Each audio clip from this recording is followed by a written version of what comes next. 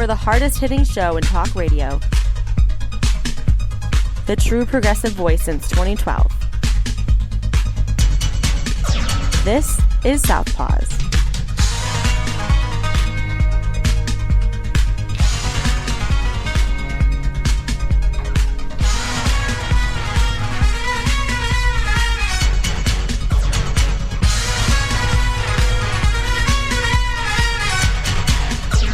And welcome to Southpaws on the Pacifica Radio Network. We are the leaders of the revolution. I'm Darren Gibson. We have a lot to cover today. The Supreme Court has ruled on affirmative action and on making accommodations for religious people.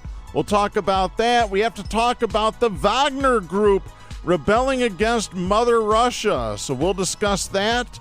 We'll talk about Adam Schiff being censured by the House over the Trump investigations, totally bogus.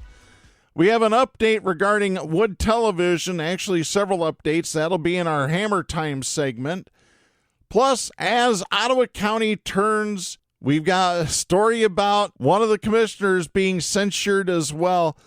Plus, an Iowa meteorologist has decided to hang up the microphone because he's received death threats over his coverage of climate change. Unbelievable. We will talk about that in just a little bit. Before we get started with today's topics, a couple reminders. You can follow us on social media by going to facebook.com/Southpaws Radio Show. You can follow us on Twitter at Southpaws Radio. You can follow us on Tumblr at southpawsradioshow.tumblr.com. You can follow us on YouTube and Mastodon by doing a search for Southpaws Radio. And you can become a patron of the show by going to patreon.com/Southpaws Radio. You can listen to the show anytime at Apple Podcasts, Spreaker, Stitcher, Google Podcasts, Podcast Addict, Podvine, and Pandora by doing a search for Southpaws. Once you found our logo, you found us. We send links to our weekly episodes to our Facebook, Twitter, Tumblr, YouTube, and Mastodon accounts. You can listen to us on Global Community Radio Channel 1 every Saturday night at 11 Eastern. And you can listen to us on great Pacifica stations, including KCEI in Taos, New Mexico, and KZGM in Kabul, Missouri. Be sure to listen to us on your local Pacifica station. We are aware of what's happening with Stitcher. If you haven't heard, the owners of Stitcher, which is Sirius XM Radio, is going to be shutting down the Stitcher platform. What this means is that in order to listen to Southpaws, if you're using the Stitcher app, you can use it for a couple more months. It goes away in August. Those shows will be transitioned over to SiriusXM's Pandora. So if you're already listening to us through Pandora, you're all set. If you're listening to us through Stitcher, we highly recommend either switching to Apple Podcast or to Spreaker, because on both of those, we can get the data as to how many listeners we have for each episode. So we would greatly appreciate that. So again, our preferred method is Spreaker or Apple Podcast. But if you listen any other way, have at it. As long as you can listen to our voices, that's what we care about. So right now, let's get to our top story for today. We are recording this show on Thursday, June 29th.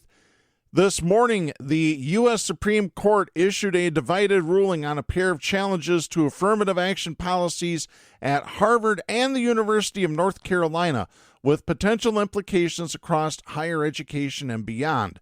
This story comes to us from NBC News. The court ruled against the program, saying in the majority opinion written by Chief Justice John Roberts that the systems in place, quote, lack sufficiently focused and measurable objectives warranting the use of race, unavoidably employ race in a negative manner, involve racial stereotyping, and lack meaningful endpoints. Those admissions programs cannot be reconciled with the guarantees of the Equal Protection Clause, end of quote. So the majority opinion is using the 14th Amendment as an excuse to get rid of affirmative action. But the court did not rule out race entirely in admissions programs, adding this, quote, Nothing prohibits universities from considering an applicant's discussion of how race affected the applicant's life, so long as that discussion is concretely tied to a quality of character or unique ability that the particular applicant can contribute to the university.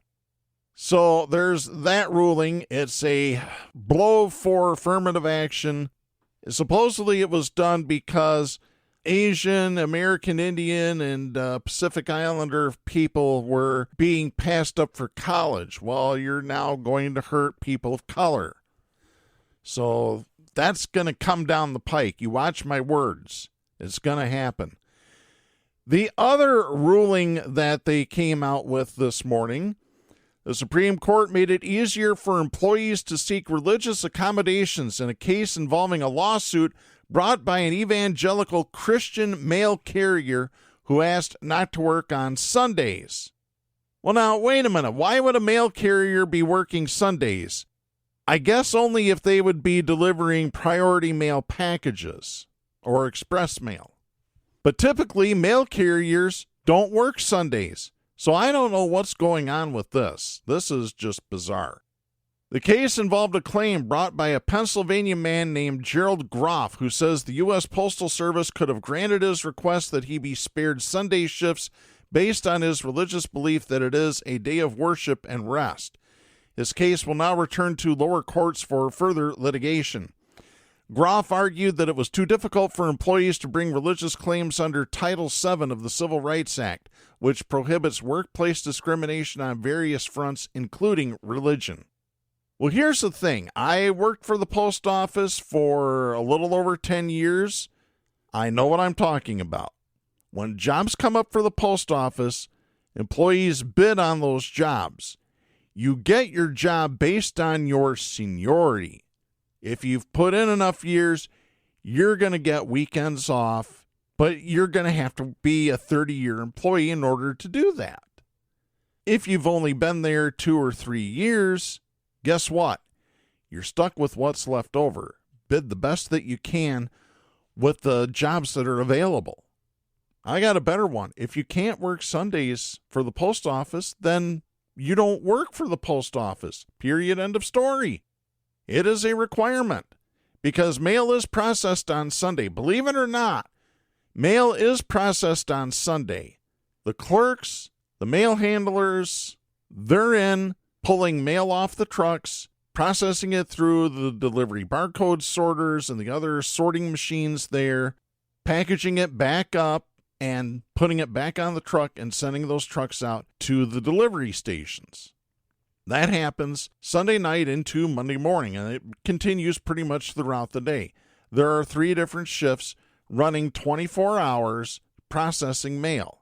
If they're not processing mail for their immediate area, they're processing mail that's going to be going somewhere else. So there you go, folks. Like I said, I don't understand why he would be working Sundays if he's a mail carrier because they don't deliver on Sundays.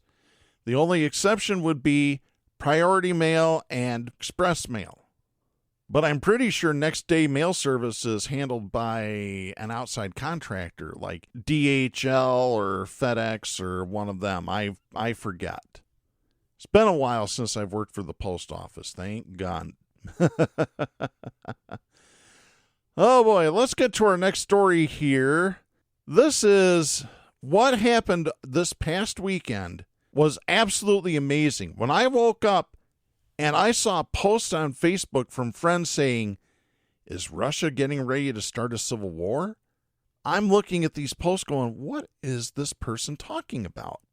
Well, when I went to bed, things were okie dokie in Russia. Then when I woke up, things were not okie dokie. So let's go to the timeline of events here. This is Kevin Shalvey writing for ABC News. This is dated June 26th out of London. A chaotic armed rebellion that threatened the long-standing leadership of Russian President Vladimir Putin began Friday and appeared to have quelled by Saturday evening. The uprising, led by Yevgeny Prigozhin, chief of the paramilitary Wagner Group, began in the southern Russian city of Rostov-on-Don. Forces loyal to Prigozhin marched toward Moscow before turning back Saturday night. So here's how it all unfolded, and all these times that are listed are Moscow Standard Time. The first thing, Friday, June 23rd, Prigozhin appeared to threaten an armed rebellion against Russia's military leadership. He accused Russian officials of deliberately shelling his forces earlier in the day. Prigozhin said at the time, quote, "There are 25,000 of us and we are coming to sort things out. Those who want to join us, it's time to finish with this mess," end of quote. So then Saturday at 1 a.m. Moscow time, Vladimir Putin was briefed on an attempted armed rebellion overnight, according to Russia's state-run media. A late-night statement from Kremlin spokesperson Dmitry Peskov suggested that the Kremlin considered Wagner Group's move into Rostov-on-Don, a key Russian city close to the border with Ukraine, to be a rebellion. The statement did not mention Prigozhin by name. By 7:30 that morning Russia time, Prigozhin said that his forces had taken control of the southern military district and all military facilities in Rostov-on-Don, a key Russian city near the southern border with Ukraine, as we mentioned. In a series of video and audio recordings posted to social media, he said, quote, "We will destroy anyone who stands in our way," end of quote. He threatened he would go to Moscow, the capital, saying, quote, "We are moving forward and will go until the end," end of quote. By 9:30 a.m., Wagner Group forces were roaming the streets of Rostov-on-Don, gathering outside the southern military district headquarters when Prigozhin made his announcement.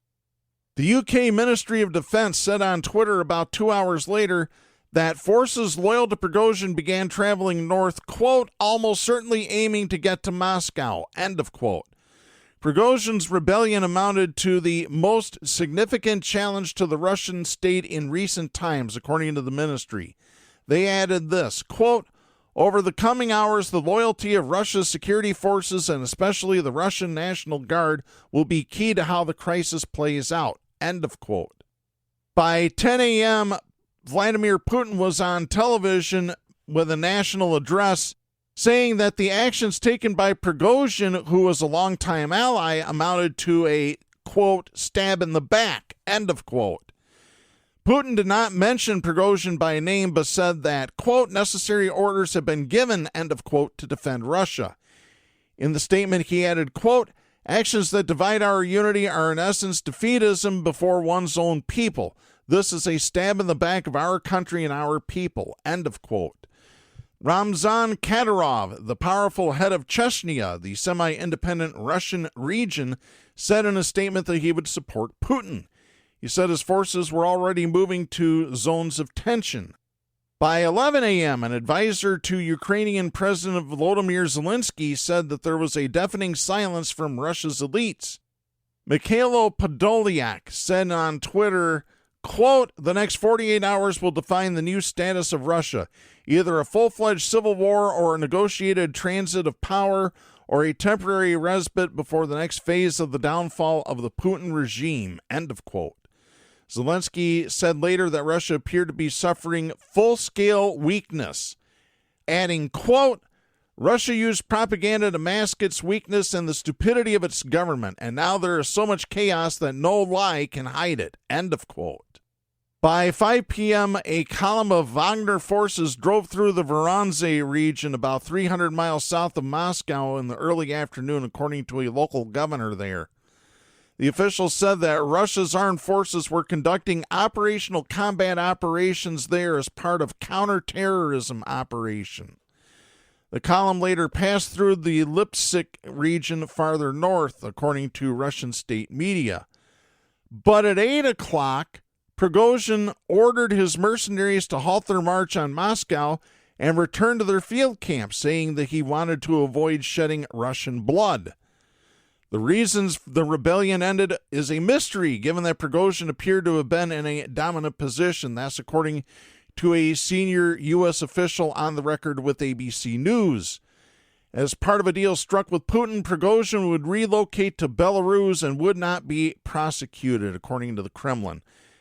Yeah, Belarus, the president of Belarus said that he negotiated this peace and apparently offered Prigozhin's safe harbor in Belarus. Apparently, the house that Prigozhin is now staying in now has metal bars up on all the windows. Apparently, he doesn't trust anybody. And why would you? Because Putin poisons people. It's been proved over and over again. Yeah, I was hoping for all-out civil war. I was hoping for Putin to be toppled, but then the problem becomes that Prigozhin is just as bad or worse than Putin. So you're replacing one despot with a second despot. And what do you get? You still get a despot in office. All right, speaking of despots, let's go to our next story here. This is Mary Claire Jelonic writing for the Associated Press. This is dated June 22nd out of Washington. The House voted to censure California Republican Adam Schiff for comments he made several years ago about investigations into Donald Trump's ties to Russia, rebuking the Democrat and frequent critic of Trump along party lines. Schiff becomes the 25th House lawmaker to be censured. He was defiant ahead of the vote, saying he will wear the formal disapproval as a badge of honor and charging his GOP colleagues of doing Trump's bidding. Schiff, who is running for the Senate in his home state, said during the debate over the measure, quote, "I will not yield, not 1 inch," end of quote. When it was time for Schiff to come to the front of the chamber to be formally censured, immediately after the vote, the normally solemn ceremony turned into more of a celebratory atmosphere. Dozens of Democrats crowded to the front, clapping and cheering for Schiff and patting him on the back. They chanted, "No, shame," and "Adam, Adam." House Speaker Kevin McCarthy, Republican of California, read the resolution out loud, as is tradition after a censure. But he only read part of the document before leaving the chamber as Democrats heckled and interrupted him. One Democrat yelled, quote, "Censure all of us," end of quote. Schiff, the former Democratic chair of the House Intelligence Committee and the lead prosecutor in Trump's first impeachment trial, has long been a top Republican political target. Soon after taking back the majority this year, Republicans blocked him from sitting on the intelligence panel. More than 20 Republicans voted with Democrats last week to block the censure resolution, but they changed their votes this week after the measure's sponsor, Republican Representative Anna Paulina Luna of Florida, removed a provision that could have fined Schiff $16 million if the House Ethics Committee determined he lied.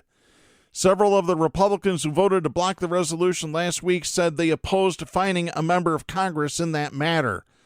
The final vote was 213 to 209 along party lines, with a handful of members voting present. I'm not even going to bother to read the resolution because it's total crap. Bogus, made-up stuff. It really is, folks. The House has only censured 2 other lawmakers in the last 20 years.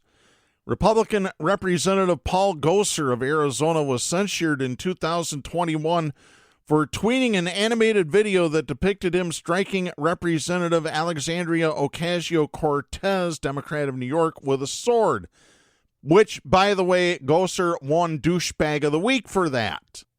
Former Democratic Representative Charlie Rangel of New York was censured in 2010 for serious financial and campaign misconduct. The censure itself carries no practical effect except to provide a historic footnote that marks a lawmaker's career. But the GOP resolution would also launch an ethics investigation into Schiff's conduct. Schiff said the censure resolution, quote, "would accuse me of omnipotence, the leader of some vast deep state conspiracy, and of course it is nonsense," end of quote. Democrats aggressively defended their colleague. Maryland Representative Jamie Raskin, who led Trump's second impeachment, called the effort, quote, "an embarrassing revenge tour on behalf of Donald Trump," end of quote. And that's all that it is. It is revenge for the orange pig, period. Skipping down a little bit, Democrats argued that the House censure resolution is an effort to distract from Trump's recent indictment on federal charges of hoarding classified documents, several of which dealt with sensitive national security matters, and attempting to conceal them. House Republicans, most of whom are loyal to Trump, say the indictment is more evidence that the government is conspiring against Trump. Representative Madeline Dean, Democrat of Pennsylvania, said, quote, "This is not a serious resolution," end of quote, but added that it was political theater to, quote, "distract from Donald Trump's history of transgressions and now indictments," end of quote. There you go. That's all that it is. It's smoke and mirrors. It's a magic trick. You watch one hand while the other hand's doing something else. You don't see what happens. It's like the shell game. Pick where the ball is under the shell. Same thing. Republicans will lie, they will cheat, they will steal, they will gerrymander to get their way. Evil, violent, conservative traitors. Period. End of story. Speaking of violent conservatives, let's get to our next story. This is Lee Cohen writing for CBS News. This is dated June 22nd. Chris Cloninger has spent nearly 2 decades reporting on the weather and the climate crisis. But last week, Wednesday, he resigned, citing numerous harassing emails and even a death threat over his reporting. Cloninger, the chief meteorologist for CBS affiliate KCCI in Des Moines, Iowa, has spent the last 18 years working at 7 news stations across 5 states. But on Wednesday, the New York native tweeted that he now must focus on his, quote, "health, family, and combating the climate crisis," end of quote, in another way. He tweeted this, quote, "After a death threat stemming from my climate coverage last year and resulting in PTSD in addition to family health issues, I've decided to begin this journey now. I take immense pride in having educated the public about the impacts of climate change during my career," end of quote. Cloninger has made a habit of using his forecast to show how weather, the temporary conditions of the atmosphere that constantly changes, is impacted by climate change, a phrase that reflects how long-term weather conditions shift over time. Scientists and experts have long warned that as global temperatures warm, largely because of the excessive burning of fossil fuels, weather and natural disasters will become more deadly and intense. And in an effort to help share information surrounding this, the Emmy Award-winning meteorologist has covered a range of weather events, created Boston's first climate change series, and produced broadcast specials on how climate change impacts every area of life. The threats Cloninger referenced in his resignation began in June 2022. An email Cloninger shared that's dated June 21st says, quote, "Getting sick and tired of your liberal conspiracy theory on the weather. Climate changes every day, always has, always will. You're pushing nothing but a Biden hoax. Go back to where you came from," end of quote. By the way, he spelled your, Y-O-U-R, as in the possessive your. It's not. It's Y-O-U-R-E, moron. Because, like I said, conservatives, do you know why they go after education as much as they do? It's because they want people to be as dumb or dumber than they are. I've said it before, and I'll continue saying it, because it's the truth. Another email dated 3 days later from the same address asked for his home address, saying, quote, "We conservative Iowans would like to give you an Iowan welcome you will never forget," end of quote. And another sent from the same person a few weeks later told him to, quote, "Go east and drown from the ice cap melting," end of quote. Police eventually found the man responsible for the emails, 63-year-old Danny Hancock. You want to know what he got for this? A $150 fine. Absolutely ridiculous. He should have been charged with stalking and making terroristic threats. Lock him up for 30 years or 50 years. This is what you need to do to these people. These evil, violent, conservative traitors. CBS News reached out to Cloninger and KCCI for comment. The meteorologist told the Washington Post that the slew of harassment left him unable to sleep, and even after Hancock was found, the toll of the threats as well as some happenings with his family left him struggling. Even though he's leaving broadcast news, he's not giving up on sharing information about the only worsening climate crisis. He said on Twitter that he is now going to, quote, devote my full-time efforts to finding sustainable solutions and fostering positive change, end of quote. He told the Washington Post, quote, having a dream since you were in second grade of being a TV meteorologist? Yeah, I'm going to miss it. I just hope that this is even more fulfilling than the last 18 years. My next chapter, end of quote. Hey, I don't blame him. Really, these violent folks, these violent right-wing nut jobs, they're nuttier than a squirrel turd. They need to be locked up for their own good and for the good of society. Popper's paradox of tolerance. You cannot tolerate the intolerable. Speaking of the intolerable, let's get to our next segment here. Stop! Hammer time! Oh yeah, it's hammer time.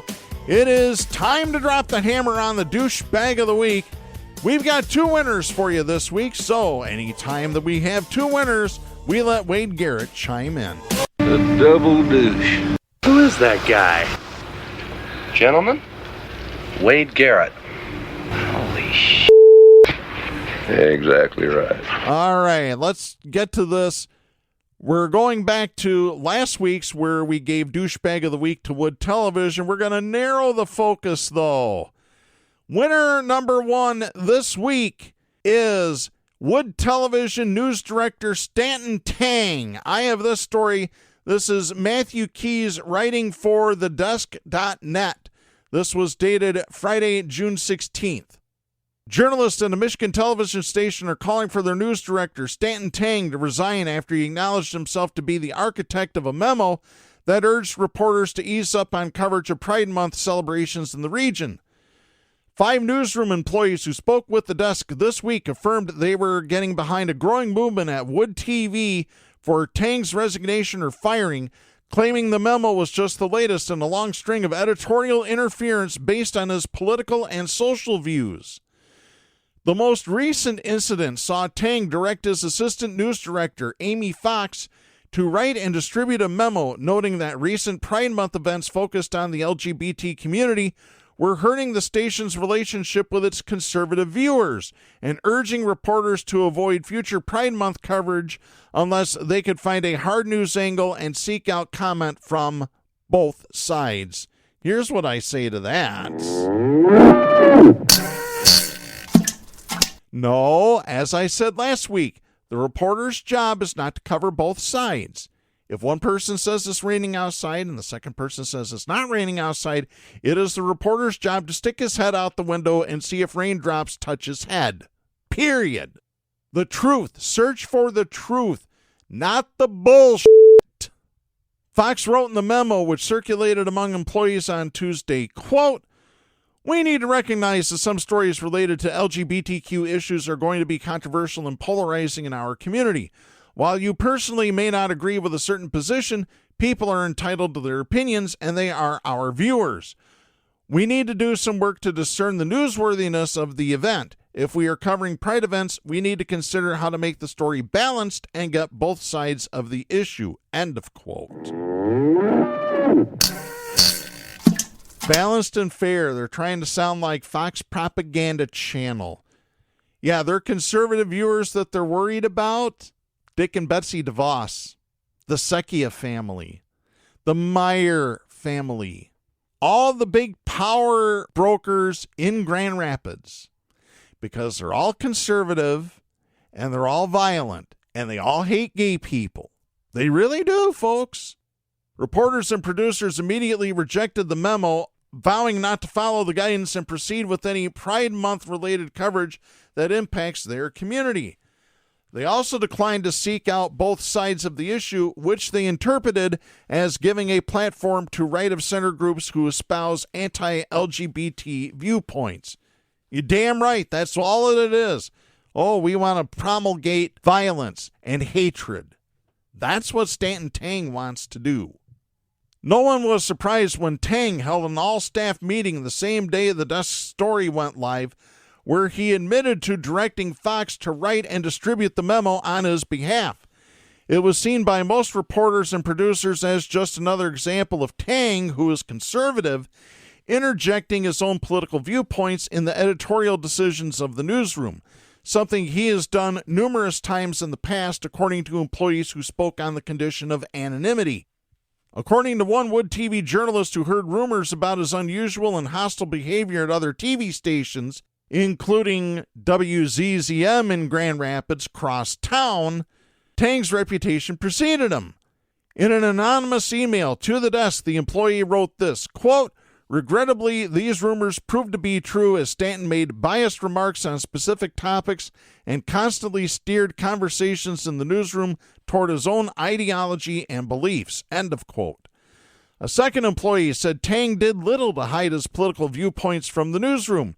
He appeared to draw inspiration from right-of-center news outlets and personalities, and occasionally came to editorial meetings with stories he found on conservative blogs, Newsmax and One America News, encouraging reporters to pursue stories found around themes being discussed on those news outlets. Privately, Tang consumed a significant amount of political news, much of it focused around conspiracy theories discussed by right-of-center news outlets and personalities. On a Twitter profile used in connection with his job, Tang followed Republican and Democratic groups in Nevada, where he worked for Reno station KOLO. But in recent years, his following is skewed more toward the political right. Some of the personalities he now follows include blogger Matt Walsh, the Daily Wire host Ben Shapiro, TV correspondent Jack Posobiec, and a fringe news outlet called Libs of TikTok. Libs of TikTok has received Douchebag of the Week multiple times on this show for their antics.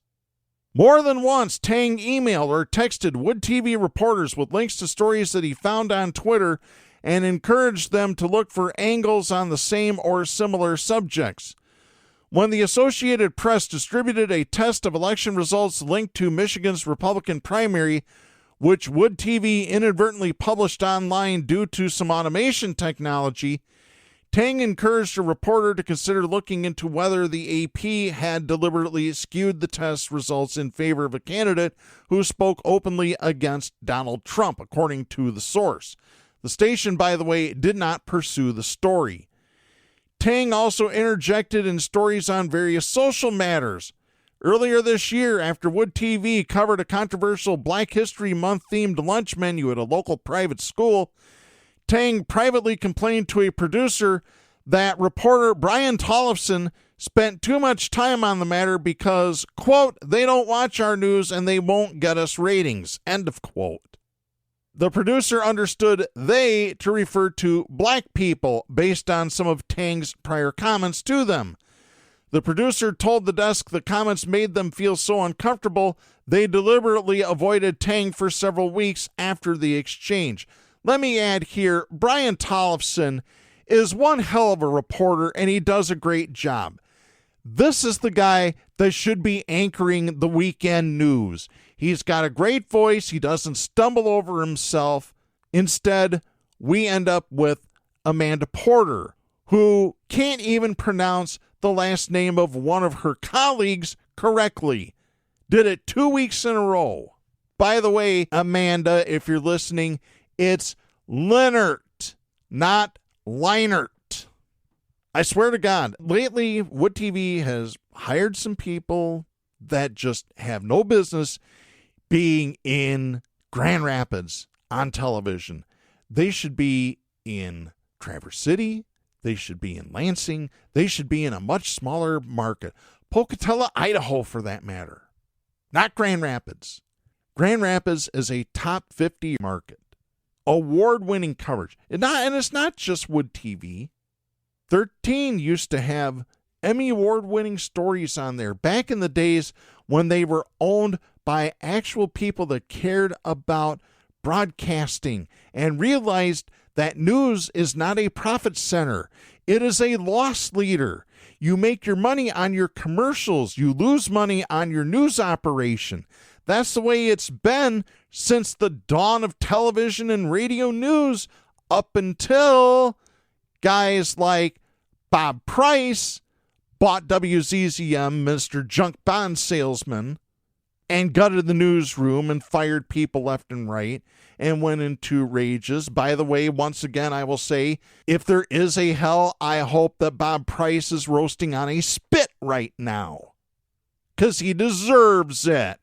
He's one of the reasons why the industry is in the shape that it's in now. This is why I get angry about people buying into broadcasting outlets, purchasing broadcast outlets that have absolutely no business being in the business. Let me continue the story here. The hostility involving Tang went well beyond his political and racial views. He also occasionally berated and shouted at journalists in his newsroom if he struggled to get his point across or if they challenged any of his directives, multiple people said. On one occasion, an argument escalated to the point that a veteran journalist broke down in tears and ended their shift early. According to the source, Tang later apologized for what happened. The anxiety at Wood TV, which many blame on Tang, turned a once exceptional news team into a group that felt constantly under pressure, stressed, and afraid. Several times, employees filed complaints with Wood Television general manager Julie Brinks over their interaction with Tang. When those reports didn't resolve the issue, they took their complaints directly to the Human Resources Office at Wood TV's parent company, Nexstar Media Group. Those complaints also went nowhere. The pressures of the job that were exacerbated by Tang's behavior became too much for some Wood TV employees, who often called in sick just to recover from the mental anguish they experienced.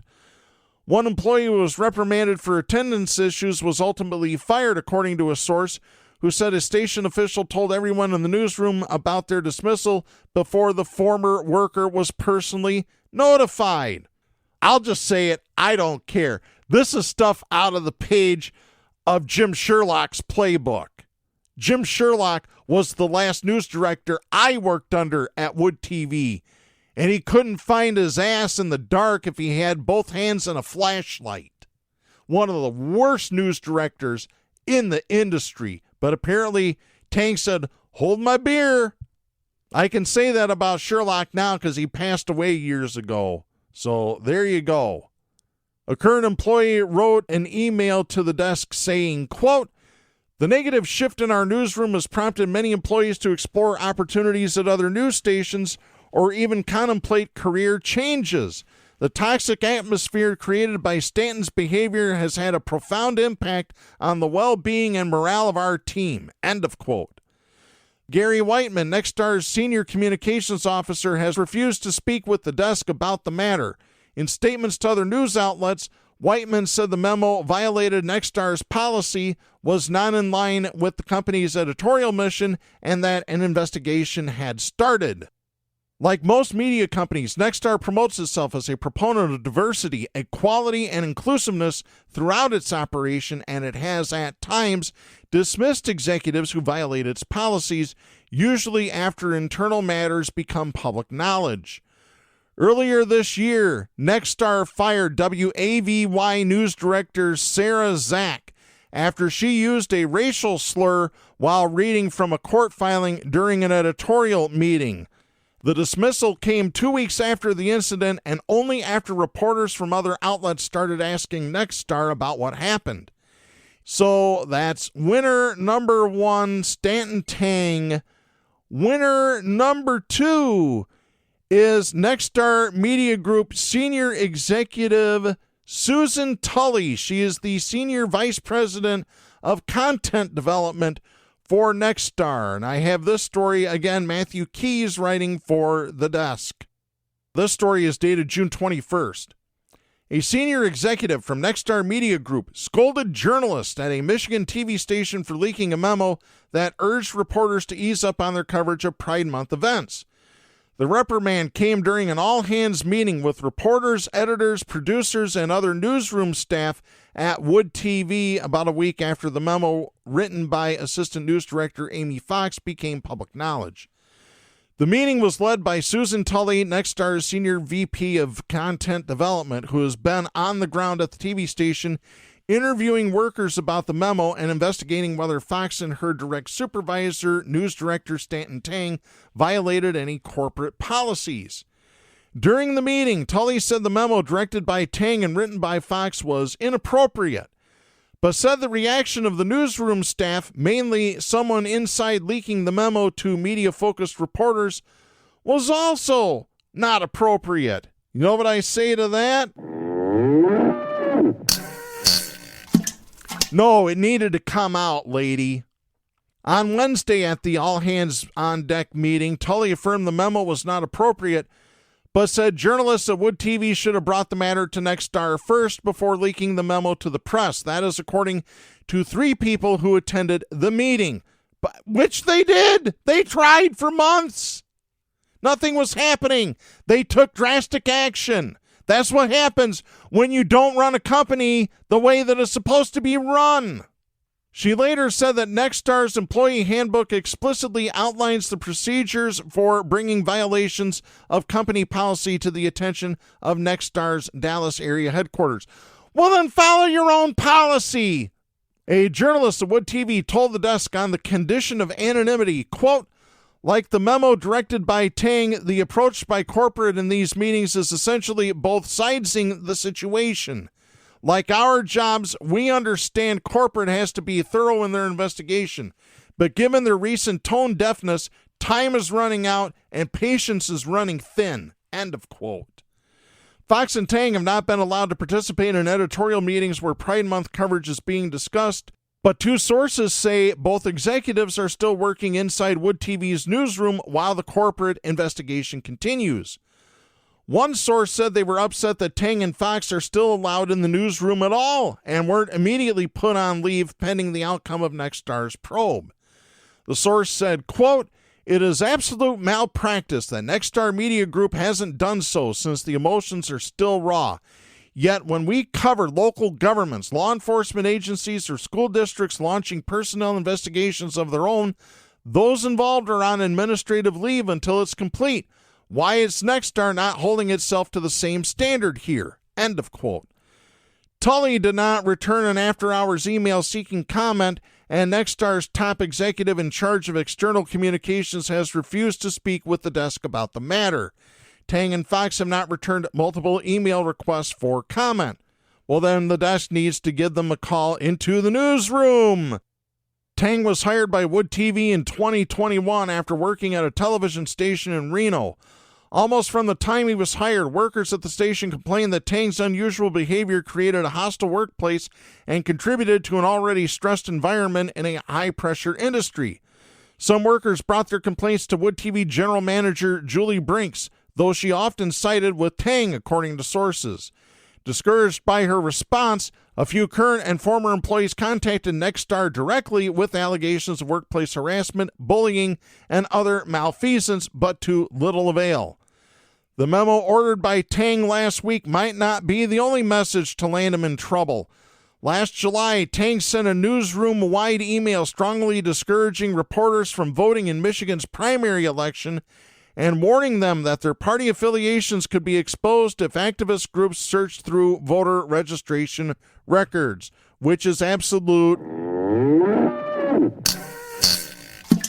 It's bullshit. It's not true.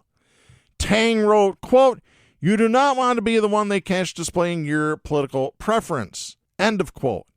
That memo was received as an intimidation tactic by some inside Wood TV's newsroom, with current and former employees telling the desk they felt their job was on the line if Tang found out they had cast a ballot. While voter registration records are public in Michigan, a person's specific ballot is not if the document can link back to a voter's identity. Legal experts told the desk that the voting-related memo written by Tang may have violated federal and state anti-voter intimidation laws. The federal statute is intended to prevent people from menacing others in a way that would discourage them from voting in a presidential or congressional election. So now my next plea is to Michigan Attorney General Dana Nessel.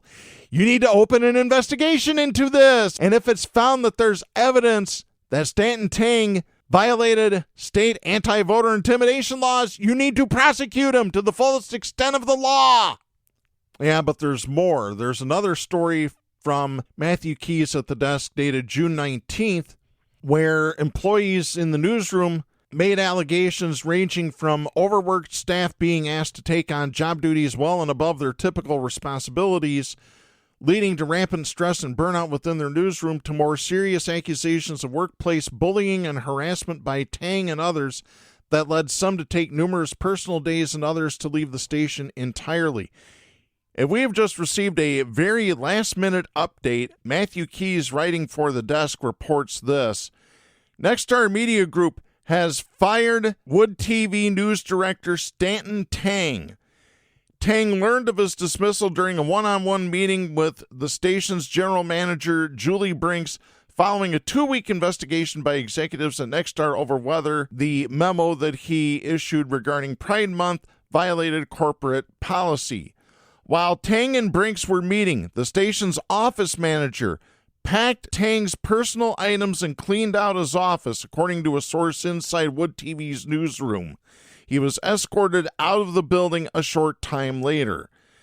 Tang is going to be replaced by Stephen Ackerman, a veteran television executive who will serve as Wood TV's news director on an interim basis. Ackerman will start his new role Friday, according to sources, at which point Nexstar will begin a search for someone to fill the position permanently. The investigation ended Thursday when Nexstar ordered Brinks to fire Tang for violating company policy, according to a source familiar with his dismissal. Nexstar also ordered Amy Fox, the assistant news director, to be dismissed for writing and sending the memo, finding her to be just as culpable. That's the good news. The bad news: 2 other employees, producers Luke Steyer and Madeline Odell, were also terminated after Nexstar accused them of leaking information about the memo to members of the news media. Journalists at Wood TV learned of their dismissals during an all-hands meeting arranged Thursday afternoon, according to 2 sources. I have personally reached out to both Luke Steyer and Madeline Odell to come on Southpaws to talk about their dismissals and what happened with this Pride memo. Now, whether or not they're going to be able to talk because of non-disclosure agreements, I'm not really sure. I do know that both Luke and Madeline are under non-compete clauses, which Nexstar is enforcing even though they are no longer under contract to them. Well, once again, I'm going to recommend to both Luke and Madeline, you need to get a great labor attorney. If you want to start, I'll give you Stephen P. News phone number, 888-692-8084. Get even with Stephen. NewLawOffice.com. He's based out of West Virginia. If he can't handle your case in Michigan, he can refer you to somebody who can. Steyer was one of several employees to publicly comment on the memo, writing on Twitter that the newsroom rejected it and that Fox and Tang had been removed from any discussions surrounding Wood TV's Pride coverage as our corporation conducts a thorough investigation. That's a direct quote from his Twitter account. Reached for comment during the investigation, Steyer declined to offer his thoughts on the memo, saying he understood why colleagues were speaking out beyond Twitter, but that he wanted to, quote, trust the process and work to ensure we remain one of the best local newsrooms in the country, end of quote. Nexstar officials ultimately concluded Steyer was among those responsible for leaking information to the press. On Thursday, executives told Steyer he was dismissed and officials escorted him out of the newsroom. Producer Madeline Odell was also fired on suspicion of leaking information. It was not immediately clear how Odell learned of her termination. Whatever relief Wood TV journalists felt over Tang and Fox's dismissal quickly evaporated after word came down that Steyer and Odell had also been fired. Many viewed it as an attempt to chill future leaks. Some are talking about resigning in solidarity with their colleagues.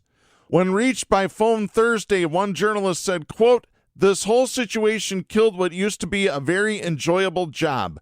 I have no passion for it anymore, end of quote.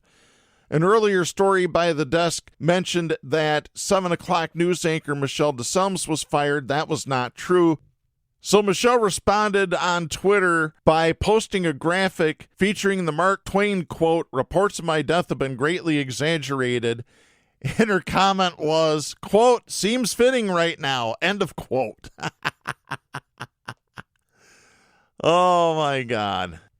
Yeah, good on Wood TV to get rid of Stanton Tang and Amy Fox. Bad move on getting rid of Luke Steyer and Madeline Odell. While we're at it, Tully doesn't need to be in the television news business either.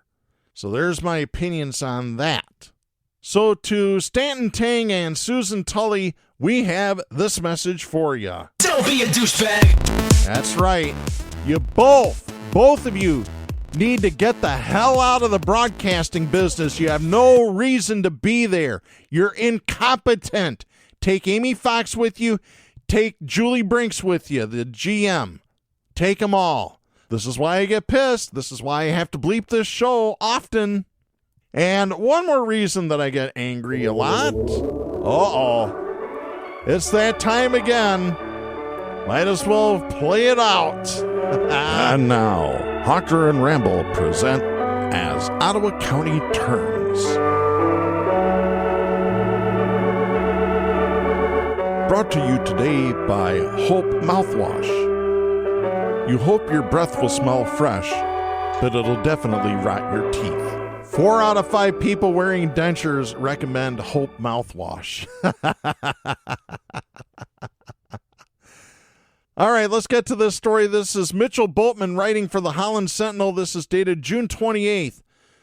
A resolution from the Ottawa County Board of Commissioners to censure Commissioner Jacob Bonnema passed by a narrow margin Tuesday. After more than an hour of discussion, which included several amendments to amendments, and suggested courses of discipline, an amended resolution was approved by a 6-5 margin. Commissioners affiliated with Ottawa Impact, Board Chair Joe Moss, Vice Chair Sylvia Rodea, and Commissioners Allison Miedema, Lucy Ebel, Roger Belknap, and Gretchen Cosby voted yes. Commissioners Bonnema, Doug Zylstra, Rebecca Curran, Roger Bergman, and Kyle Terpstra voted no. The approved resolution recommends disciplinary action, including stripping Bonnema of one of his 5 committee assignments.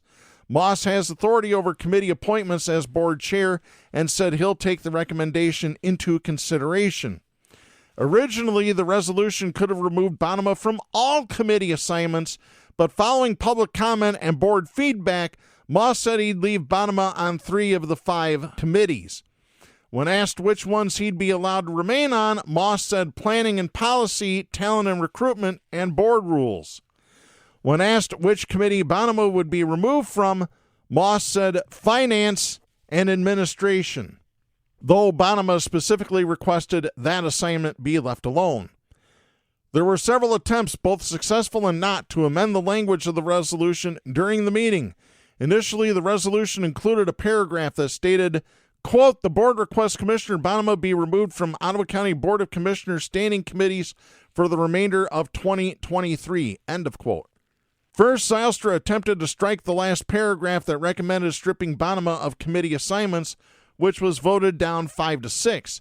Then Zylstra motioned to amend the paragraph to suggest potentially removing Bonnema as the finance vice chair at the discretion of that committee.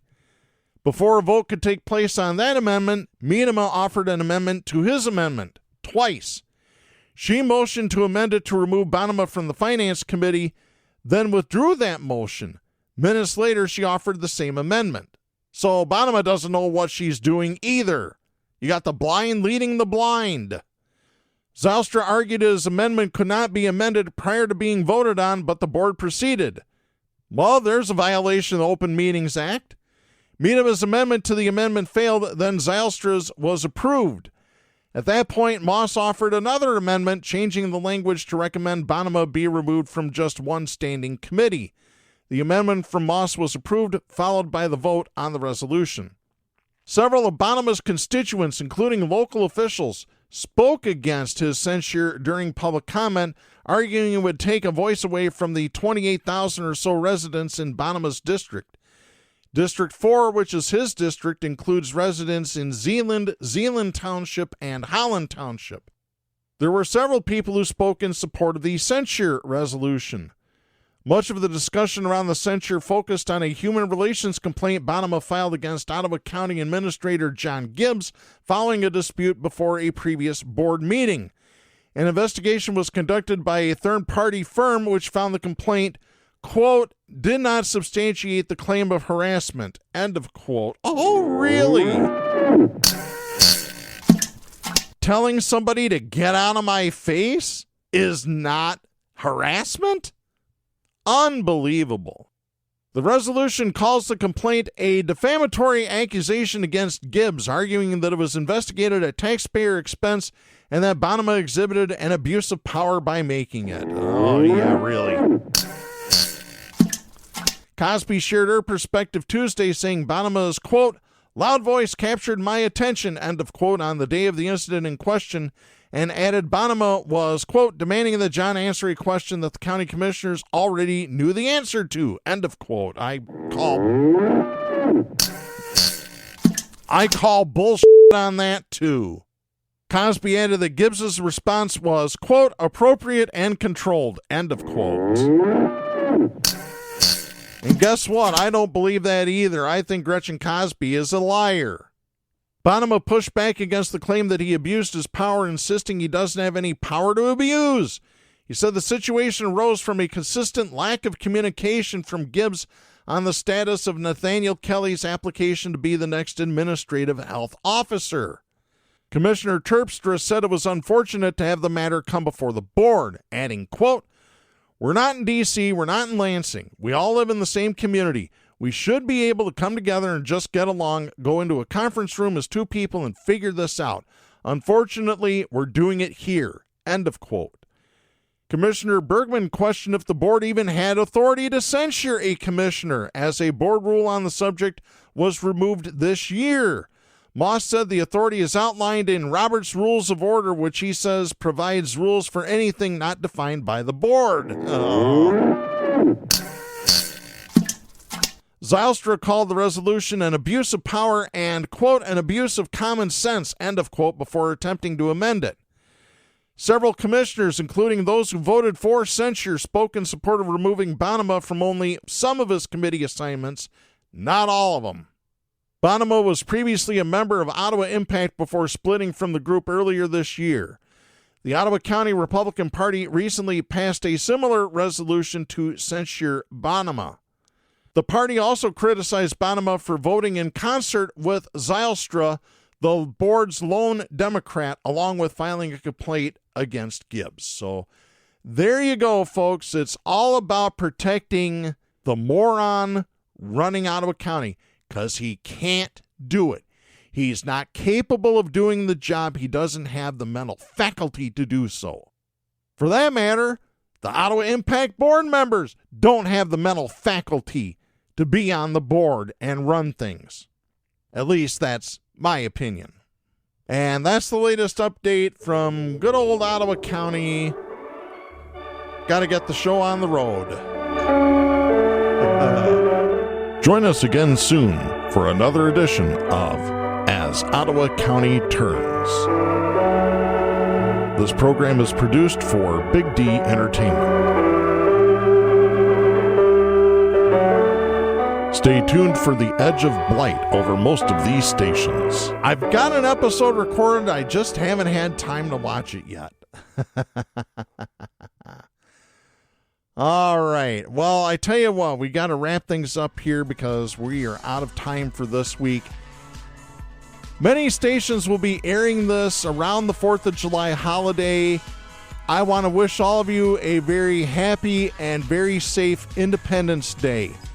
If you're in a drought area, make sure if you're shooting off fireworks, have water nearby to take care of any flames that might burst. That's it for this week. I'll be back next week. I'm Darren Gibson. Please support independent media, the First Amendment, and a woman's right to choose. The stations that carry Southpaws do not necessarily share the opinions expressed on the show. Southpaws is protected by the First Amendment to the U.S. Constitution and is copyrighted by Big D Entertainment. All rights reserved.